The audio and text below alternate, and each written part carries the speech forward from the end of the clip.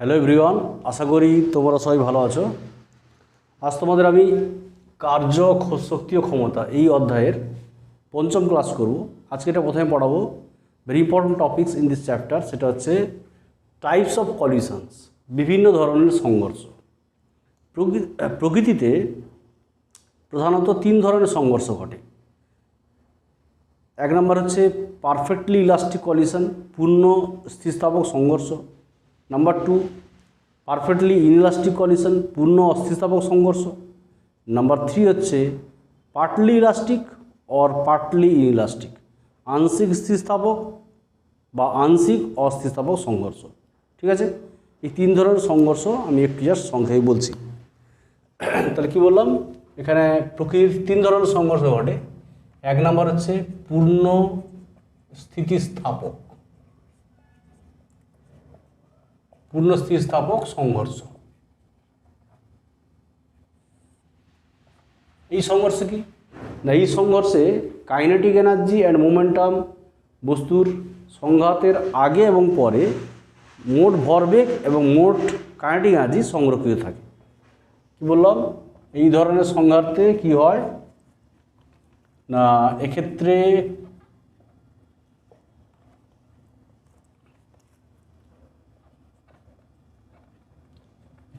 মোট ভরবেগ ও মোট গতিশক্তি সংরক্ষিত থাকে। তাহলে যে সংঘর্ষের ক্ষেত্রে মোট ভরবেগ এবং মোট গতিশক্তি সংরক্ষিত থাকে তাদের বলে পূর্ণ স্থিতিস্থাপক সংঘর্ষ।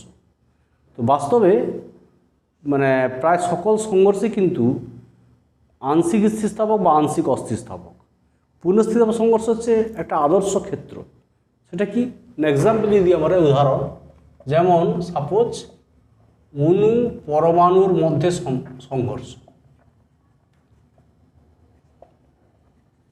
মলিকিউল আর অ্যাটমস এদের মধ্যে সংঘর্ষ। বা আমরা বলতে পারি যে মৌলিক কণা, মৌলিক ফান্ডামেন্টাল পার্টিকেলস, মৌলিক কণাগুলির মধ্যে সংঘর্ষ ইত্যাদি। এটা হচ্ছে একদম পারফেক্টলি ইলাস্টিক কলিশন। এছাড়া বলতে পারি আমরা যে মসৃণ টেবিলের উপর দুটি বিলিয়ার্ড বলের সংঘর্ষ, এটা কিন্তু পূর্ণ স্থিতিস্থাপক নয়, প্রায় বলতে পারি আমরা এটা স্থিতিস্থাপক সংঘর্ষ।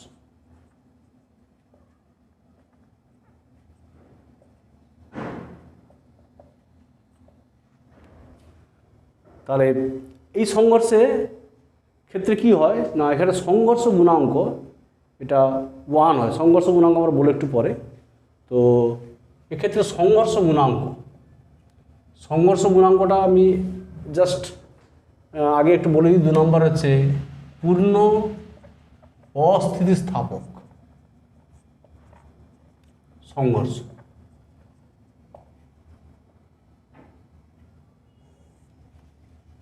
মানে পারফেক্টলি ইনইলাস্টিক কলিশন। এই ধরনের সংঘর্ষে কি হয়, সংঘাতের পর দুটি বস্তু জুড়ে গিয়ে একটি বস্তুতে পরিণত হয়। এখানে ভরবেগ সংরক্ষিত থাকলেও কাইনেটিক এনার্জি সংরক্ষণ হয় না।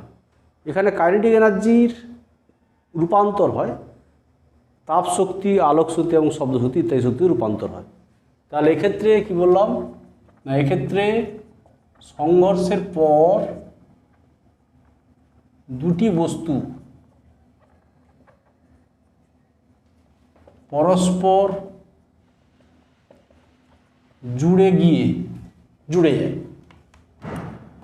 জুড়ে যায়, আর ভরবেগ সংরক্ষিত থাকলেও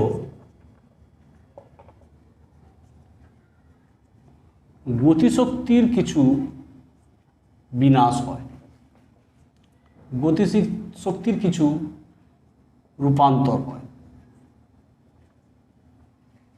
গতিশক্তি প্রধানত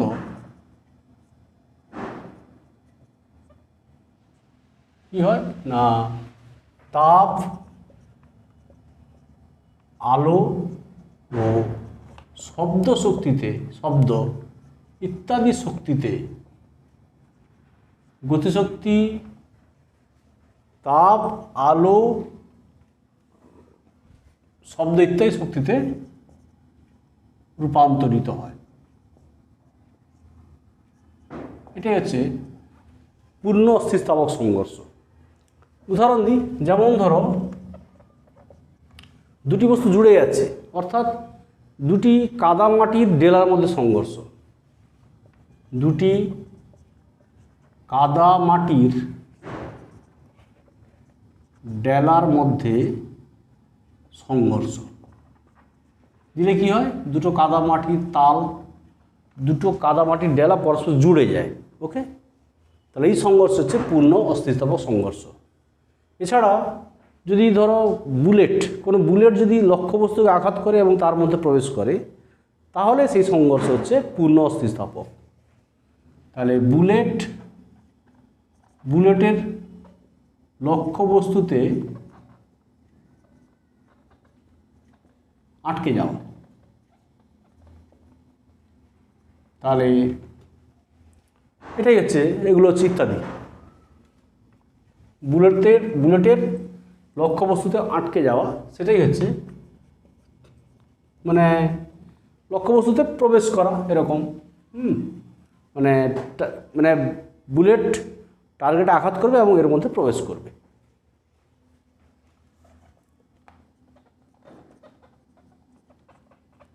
ইত্যাদি সংঘর্ষ হচ্ছে পূর্ণ অস্থিস্থাপক। কেমন? আর নাম্বার 3 হচ্ছে সেটা হচ্ছে আংশিক স্থিতিস্থাপক,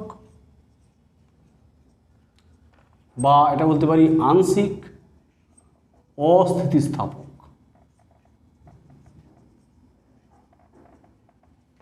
সংঘর্ষ। তাহলে এই সংঘর্ষে এক্ষেত্রে ভরবেগ সংরক্ষিত থাকে, ভরবেগ সংরক্ষিত থাকলেও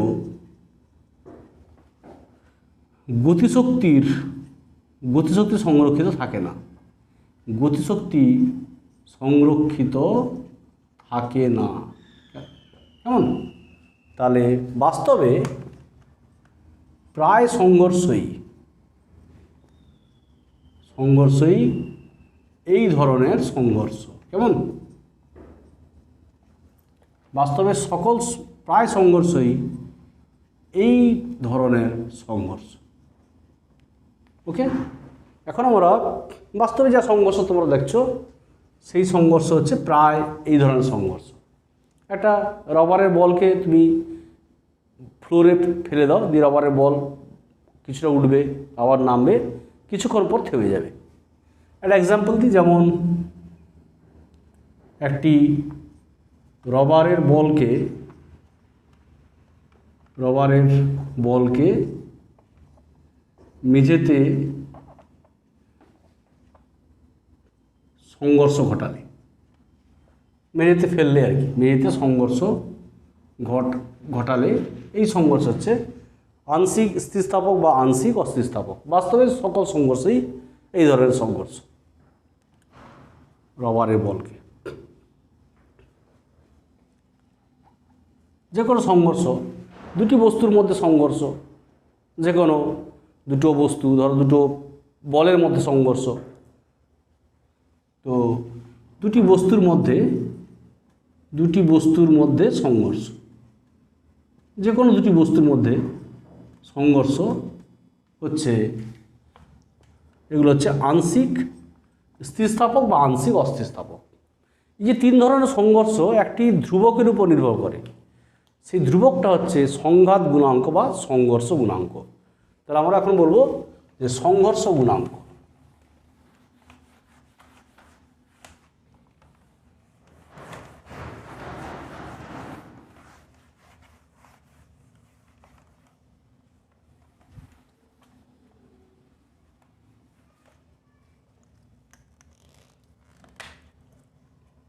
তাহলে সংঘর্ষ গুণাঙ্ক বা স্থিতিস্থাপক গুণাঙ্ক।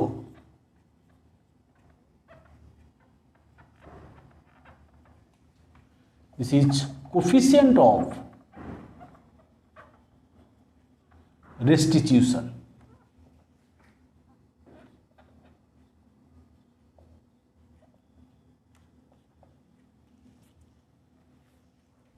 তাহলে এই যে তিন ধরনের সংঘর্ষ, একটি ধ্রুবকের উপর নির্ভরশীল, এই ধ্রুবকটা হচ্ছে সংঘর্ষ গুণাঙ্ক। আমি একটা ছবি আঁকে তোমাদের বোঝানোর চেষ্টা করি। সাপোজ দিস ইজ m1, মানে ভরের পার্টিকেল, তার বেগ ধরো u1 ভেক্টর, m1 ভর, আর একটা বস্তুর ভর সাপোজ m2,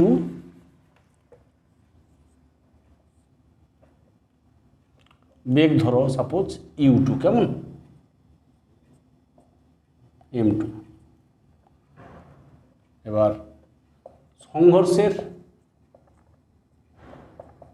আগে আর সংঘর্ষের পরে ভর m1, বেগ হচ্ছে v1 ভেক্টর, আর এটা হচ্ছে ভর m2, বেগ হচ্ছে v2 ভেক্টর, কেমন। এটা আফটার কলিশন, সংঘর্ষের পরে। এটা বিফোর কলিশন, এটা আফটার কলিশন। তাহলে এখন দুটি বস্তু m1 m2 ভরে দুটো বস্তু যথাক্রমে u1 এবং u2 বেগে গিয়ে পরস্পরের সঙ্গে সংঘাত ঘটালো, এবং সংঘাতের পর এরা যথাক্রমে v1 ও v2 বেগে একই দিকে চলতে লাগলো। তো এক্ষেত্রে u1 greater than u2, u1 greater than u2, তাহলে আমরা বলতে পারি যে সংঘাতের পূর্বে, বা বলতে পারি সংঘর্ষের আগে, আমরা এখানে আমরা বলেছি দুটি বস্তুর মধ্যে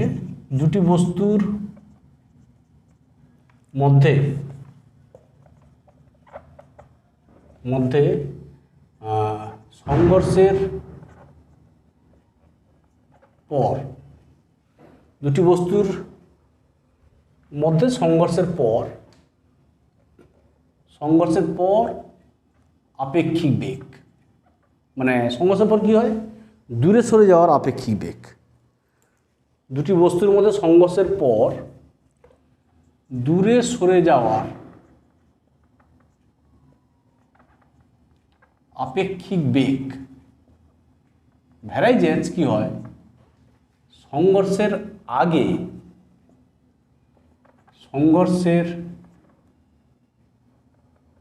আগে কাছাকাছি আসার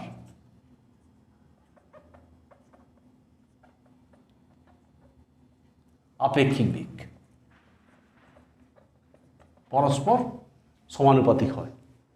তাহলে এখন দূরে সরে যাওয়ার বেগ মিন্স সংঘর্ষের পরে বেগ কত, v1 v2, তাহলে দূরে সরে যাওয়ার বেগ মিন্স v2 মাইনাস v1। তাহলে ভ্যারাইজেন্স সংঘর্ষের আগে কাছাকাছি আসার আপেক্ষিক বেগ মানে u1 মাইনাস u2। তাহলে ধ্রুবক যে আসবে সেই ধ্রুবকটাই হচ্ছে এখানে v2 minus v1 equal to u1 minus u2। This এটা হচ্ছে ধ্রুবক, এই টার্মটা হচ্ছে দেখো v2 minus v1 by u1 minus u2। এই যে সমানুপাতিক ধ্রুবক, এটা হচ্ছে ধ্রুবক, সমানুপাতিক ধ্রুবক। এই ধ্রুবকটাকেই বলছে সংঘর্ষ গুণাঙ্ক, কেমন। এটাই বলছে কি না সংঘাত গুণাঙ্ক। তো এটা হচ্ছে সংঘর্ষের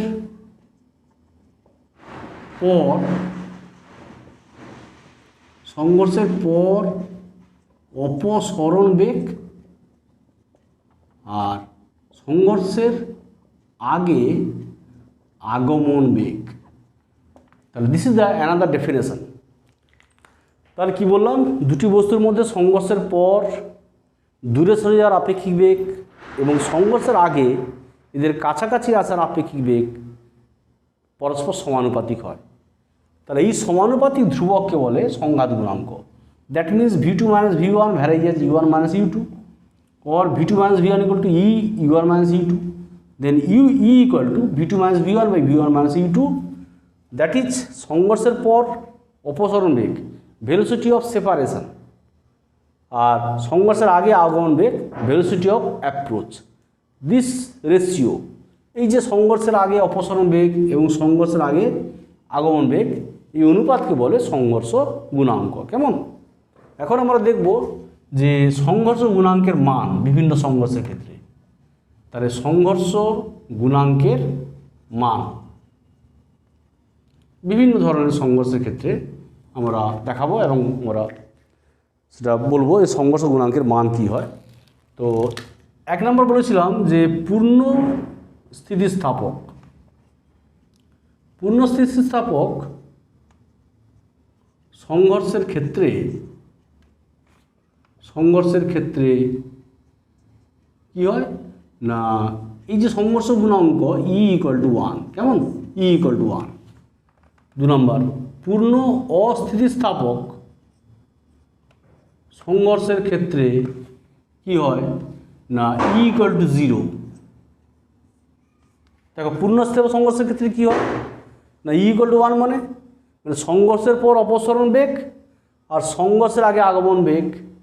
E equal to 1 মিনস এই রেশিও দুটো সমান, মানে সংঘর্ষের আগে কাছাকাছি আসার অপসরণ বেগ আর সংঘর্ষের পর অপসরণ বেগ আর সংঘর্ষের আগে আগমন বেগ, এই অনুপাতটা সমান। মানে যত বেগে পরস্পরের কাছাকাছি আসবে তত বেগে সংঘাতের পর সেম বেগে তত বেগে দূরে সরে যাবে। সংঘর্ষের আগে যত মানে এদের মধ্যে যে আপেক্ষিক বেগ যা হবে সংঘর্ষের আগে, সংঘর্ষের পরেও আপেক্ষিক বেগ সেম হবে, দিলে E equal to 1 হবে। দ্যাট মিনস দিস, এটা এই যে নিউমেরেটর আর ডিনোমিনেটর এটা সমান, E equal to 1। E equal to 0 means V2 equal to V1, V2 equal to V1। That means সংঘর্ষের পর দুটি বস্তুর বেগ সমান, দুটি বস্তু ওই জুড়ে যায় বলেছিলাম, দুটি বস্তু জুড়ে গেলে কী হবে, একই সঙ্গে যাবে। সংঘর্ষের পর যে ধরনের সংঘর্ষের ক্ষেত্রে সংঘর্ষের পর দুটি বস্তুর বেগ সমান হয়, অর্থাৎ দুটি বস্তু পরস্পর সঙ্গে আটকে যায়, জুড়ে যায়, তাকেই বলছে পূর্ণ স্থিতিস্থাপক সংঘর্ষ। আর E equal to 1 means না, E equal to 1 means that means V2 minus V1 equal to U1 minus U2,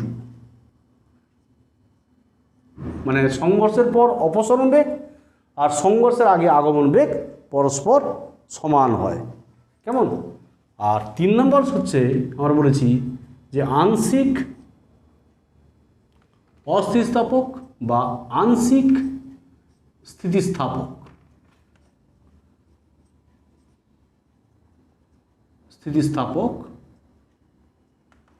সংঘর্ষের ক্ষেত্রে কি হয় না, ইর ভ্যালু 1-এর চেয়ে কম হয় আর 0-এর চেয়ে বেশি হয়। 1-এর চেয়ে কম হয়, 0-এর চেয়ে বেশি হয়। ওকে, 1-এর চেয়ে কম মিন্স ইর ভ্যালু 1-এর চেয়ে কম মিন্স U1 মাইনাস U2টা মানে সংঘর্ষের পর এটা কম, মানে সংঘর্ষের পর দুটি বস্তুর অপসরণ বেগ সংঘর্ষের আগে আগমন বেগ অপেক্ষা কম হয়, এটা কম হচ্ছে, দিলে E less than 1। ওকে, সংঘর্ষের পর দুটি বস্তুর অপসরণ বেগ সংঘর্ষের আগে আগমন বেগ অপেক্ষা কম হয়, তার E less than 1 হবে। কেমন? তাহলে এই সংঘর্ষের ক্ষেত্রে বললাম ইর ভ্যালু 1-এর চেয়ে কম আর 0-এর চেয়ে বেশি।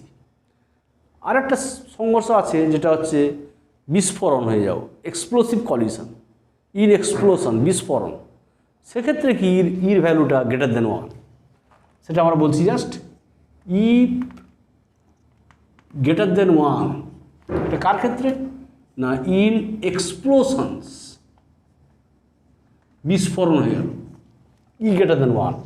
That means kinetic energy increases in this case, kinetic energy increases মানে কাইনেটিক এনার্জি বেড়ে যায়। ই গ্রেটার দেন 1 মিনস দেখো এটা বেশি হচ্ছে, সংঘর্ষের পর অপসরণ বেগ বেশি হয়ে যাচ্ছে, মানে কাইনেটিক এনার্জি বেড়ে যাচ্ছে, কাইনেটিক এনার্জি ইনক্রিজেস বিস্ফোরণের ক্ষেত্রে। This type of collision is called super elastic collision, super elastic collision, okay, বা এক্সপ্লোসিভ কলিশন, এটাই বলছি আমরা এক্সপ্লোসিভ কলিশন, ওকে। তাহলে সংঘর্ষ গুণাঙ্কের মানগুলো বললাম। এখন আমি দেখাবো যে সো দ্যাট যে পূর্ণ স্থিতিস্থাপক সংঘর্ষের ক্ষেত্রে ইর ভ্যালু 1, ওকে।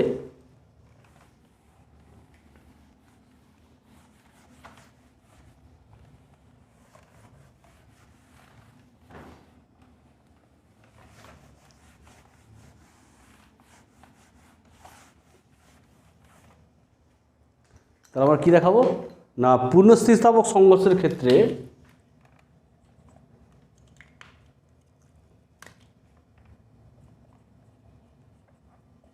দেখা হচ্ছে পূর্ণ স্থিতিস্থাপক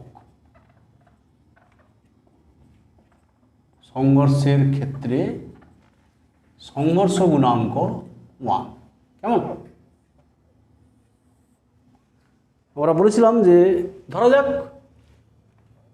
M1 M2 ভরের দুটি বস্তু যথাক্রমে U1 ও U2 বেগে পরস্পরের দিকে একই দিকে গতিশীল, U1 গ্রেটার দেন U2, এবং সংঘর্ষের পর এদের বেগ যথাক্রমে V1 ও V2, কেমন?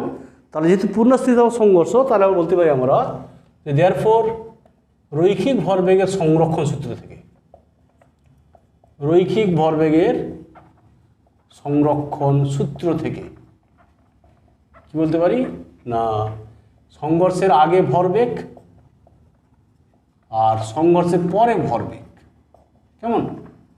তাহলে এখান থেকে আমরা বলতে পারি যে M1 যদি কমন নিই U1 minus V1, M2 common নিলে V2 মাইনাস U2। আর যেহেতু পূর্ণস্থিতিস্থাপক সংঘর্ষ, তাহলে কী হবে, কাইনেটিক এনার্জিও সংরক্ষণ হবে। তাহলে গতিশক্তির সংরক্ষণ সূত্র থেকে, গতিশক্তির সংরক্ষণ সূত্র থেকে আর বলতে পারি সংঘর্ষের আগে kinetic energy half M1 U1 square, সংঘর্ষের পরে হাফ M2 U2 স্কোয়ার সমান half M1 V1 square plus half M2 V2 square, কেমন? তাহলে ওর আমরা এখান থেকে হাফ ডিডাক্ট করে দিব, বাদ দিয়ে দিব, আর M1 কমন নিলে U1 square minus V1 square, আর M2 কমন নিলে V2 square minus U2 square, 2 number equation, okay. Now divide 2/1, okay. Divide করলে কী হবে, এটা যাবে U1 প্লাস V1, দেখো এটা A square minus B square, A plus B into A minus B, A minus B কেটে যাচ্ছে, তাহলে U1 মাইনাস V1 ক্যান্সেল হয়ে যাচ্ছে ভাগ করলে, আর এটা হয়ে যাচ্ছে V2 প্লাস U2, কেমন? তাহলে এটা কি হচ্ছে না V2 মানে V1 মাইনাস, তাহলে U1 মাইনাস U2 সমান V2 মাইনাস V1, और E ইকুয়াল টু কত হচ্ছে আমরা জানি যে और না V2 minus V1 by U1 minus U2 equal to 1, that is E। তাহলে সংঘর্ষ গুণাঙ্ক হচ্ছে 1। তাহলে দেখালাম যে পূর্ণস্থিতিস্থাপক সংঘর্ষের ক্ষেত্রে সংঘর্ষ গুণাঙ্ক 1। এখন আরেকটা জিনিস দেখাবো আমি তোমাদের যে পূর্ণস্থিতিস্থাপক সংঘর্ষের ক্ষেত্রে কাইনেটিক এনার্জি সংরক্ষণ হয়। দেখাও যে পূর্ণস্থিতিস্থাপক সংঘর্ষের ক্ষেত্রে কী হচ্ছে না কাইনেটিক এনার্জি সংরক্ষণ হচ্ছে। গতিশক্তি, গতিশক্তি সংরক্ষিত থাকে।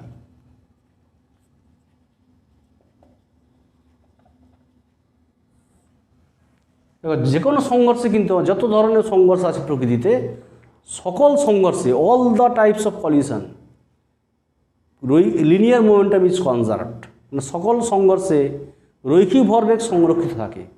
কিন্তু পুনঃস্থিতিস্থাপক সংঘর্ষের ক্ষেত্রে কেবলমাত্র রৈখিক ভরবেগ এবং কাইনেটিক এনার্জি সংরক্ষিত থাকে। কিন্তু আর যত সংঘর্ষ আছে সব সংঘর্ষে কিন্তু কাইনেটিক এনার্জি সংরক্ষণ থাকে না। আর যত সংঘর্ষের ক্ষেত্রে, সমস্ত সংঘর্ষের ক্ষেত্রে ভরবেগ সংরক্ষণ হয়। ওকে, কিন্তু কাইনেটিক এনার্জি সংরক্ষণ হয় কেবলমাত্র এই সংঘর্ষের ক্ষেত্রে, ভরবেগও সংরক্ষণ হয়, কাইনেটিক এনার্জিও সংরক্ষণ হয়। তো এখন দেখাবো আমরা পুনঃস্থিতিস্থাপক সংঘর্ষের ক্ষেত্রে কাইনেটিক এনার্জি সংরক্ষিত থাকে।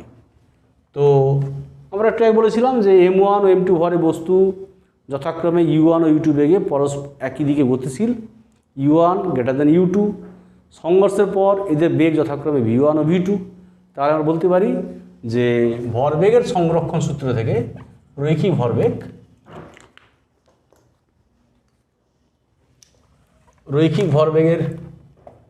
যেহেতু রৈখিক ভরবেগের সংরক্ষণ সূত্র থেকে তারা কি বলতে পারি যে সংঘর্ষের আগে ভরবেগ M1 U1 plus M2 U2 সমান M1 V1 plus M2 V2। কেমন? This equation number 1। বা আমরা এটাকে একটু সাজিয়ে নিতে পারি যে or M1 into U1 minus V1 আর M2 into V2 minus U2, equation number 1। আর যেহেতু এটা পূর্ণ স্থিতিস্থাপক সংঘর্ষ তাই E ইকুয়াল টু 1। সংঘর্ষের ক্ষেত্রে E equal to 1। E means V2 minus V1 by U1 minus U2 equal to 1, or U1 minus U2 equal to V2 minus V1, or U1 plus V1 equal to V2 plus U2, equation number 2. Now multiply 1 and 2, we get তাহলে M1 into U1 square minus V1 square, M2 into V2 square minus U2 square, okay, or বলতে পারি যে M1 U1 square plus M2 U2 square equal to M1 V1 square plus M2 V2 square, or half multiply করলে তাহলে half multiply করলাম তাহলে half হয়ে গেল। তাহলে কী হয়ে গেল না E1 ইকুয়াল টু ধরো E2, অর্থাৎ টোটাল মানে কাইনেটিক এনার্জি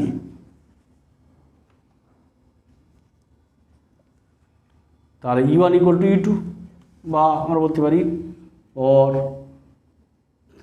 ধরো সাপোজ কাইনেটিক এনার্জি ধরো K1 ইকুয়াল টু K2, অর্থাৎ গতিশক্তি সংরক্ষিত থাকে।